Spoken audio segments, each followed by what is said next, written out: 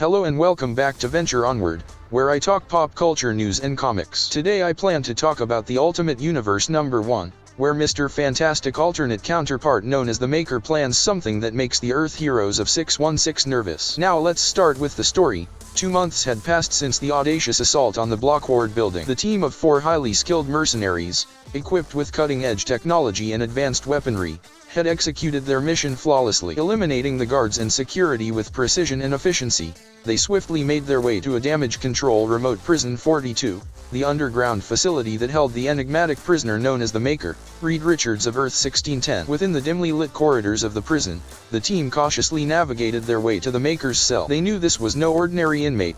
The Maker was a brilliant and dangerous individual, capable of bending reality to his will. As the cell door slid open, revealing the confined figure of the Maker, a surge of anticipation coursed through the mercenaries' veins. The Maker, clad in his iconic suit, wasted no time. He swiftly donned his gear, his mind calculating the precise sequence of actions needed to secure his freedom. The mercenaries watched in awe as the renowned Reed Richards transformed into his alter ego, the Maker. It was an embodiment of intelligence, power, and an unsettling sense of superiority. However, amid the clinks and clanks of preparations, doubts began to creep into the minds of some of the squad members. The Maker had promised them riches beyond their wildest dreams, but as they prepared for their escape, questions about the promised payment gnawed at the squad. Their curiosity is getting the better of them, and one of the mercenaries finally voices their concerns. The Maker paused, his piercing gaze meeting theirs. With an air of arrogance, he explained that the concept of money was irrelevant to him. He held up a small, enigmatic device, a technological marvel in itself,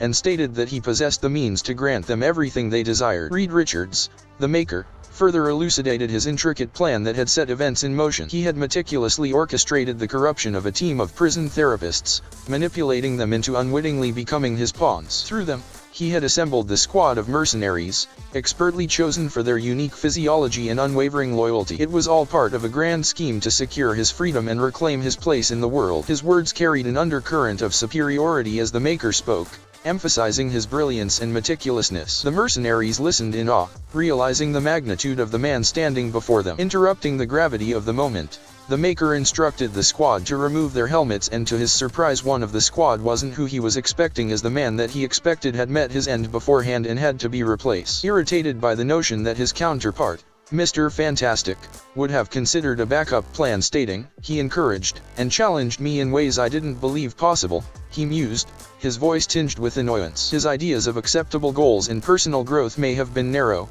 but he made me want to be a better man with better goals." Determined to forge ahead, the Maker activated the mysterious device handed to him. It hummed with energy as its hidden power was unleashed. The mercenaries felt a surge of energy coursing through their bodies as the device reshaped and fused them, transforming them into indistinguishable copy of the Maker himself. This remarkable transformation would serve as a decoy, fooling their captors into believing that the Maker remained imprisoned while he made his escape. 6 weeks later, the truth of the Maker's escape came to light when Black Panther and Reed Richards, the genuine Reed Richards of Earth 616, ventured into the damage control node. To their surprise, they discovered that the Maker they encountered was a faulty duplicate, disintegrating into dust before their eyes. It became evident that a margin of error had occurred, resulting in one of the mercenaries being an unexpected addition to the scheme. Both Black Panther and Reed Richards now understood that the Maker was once again at large, his true intentions veiled in secrecy. The race to apprehend the enigmatic genius intensified as they grappled with the potential consequences of his actions. 1 week later,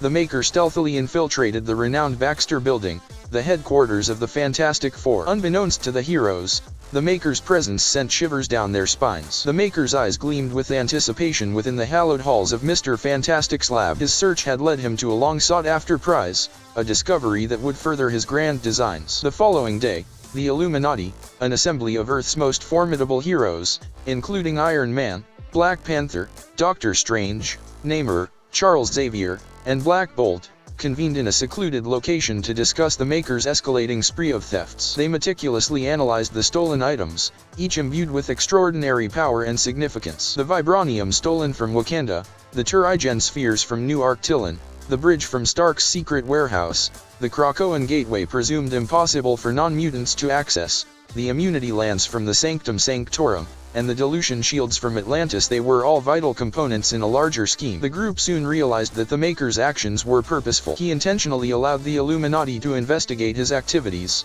knowing they possessed the means to trace the unique energy signatures emitted by the stolen objects once activated. It became clear that the Maker was playing a dangerous game, a game that would lead them directly to him. In the midst of his grand plan, the Maker found himself drawn to Brooklyn, where he encountered Miles Morales, a young superhero from Earth 1610. The Maker, recognizing their shared familiar origins, referred to Miles as his brother. Intrigued by the presence of another being from his native universe, the Maker offered Miles the chance to return to their home reality. Miles, however, stood resolute, refusing the Maker's proposal. Yet, the Maker, ever the strategist, left behind a blank calling card, a symbol of possibility should Miles have a change of heart. And with a mere flicker of teleportation, the Maker vanished, leaving Miles to contemplate the weight of his decision. The Illuminati sensed the unique energy signatures as the Maker continued his elaborate plan, activating the stolen components to power a mysterious portal. They embarked on a perilous journey to locate and confront their formidable adversary. The portal shimmered with otherworldly energy,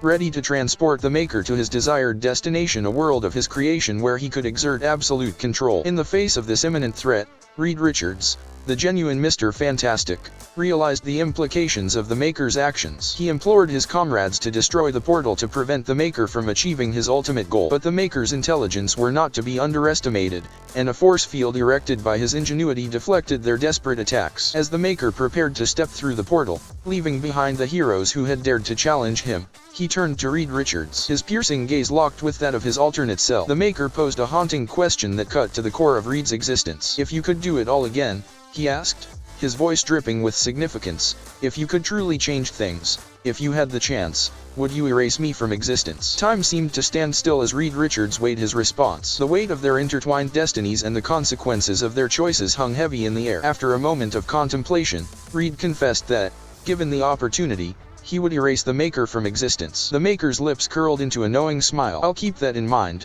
he replied cryptically before stepping boldly into the shimmering portal, leaving behind a shaken group of heroes who could only speculate about the chaos that lay on the other side. Meanwhile, in another corner of the multiverse, Peter Parker, the destined Spider-Man of Earth 6160, found himself at a science lab in the company of Liz Allen. Oblivious to the cosmic struggles and the looming presence of the Maker, Peter's life took an unexpected turn. Attending a demonstration with Liz, Peter stood in awe, ready to witness the birth of something extraordinary. However, just as a glowing spider descended upon him, poised to grant him extraordinary powers, the Maker intervened. In a split second, the Maker's intervention altered the course of destiny. Peter Parker was saved from the spider's bite, forever changing the path that led him to become Spider-Man. The story ended on a cliffhanger, leaving Peter's fate and the consequences of the Maker's intervention shrouded in uncertainty. The multiverse teetered on the precipice of change, and the heroes of Earth 6160 could only wonder what new dangers awaited them. Well, that's about it. Thank you for stopping by. Please do me a solid and like,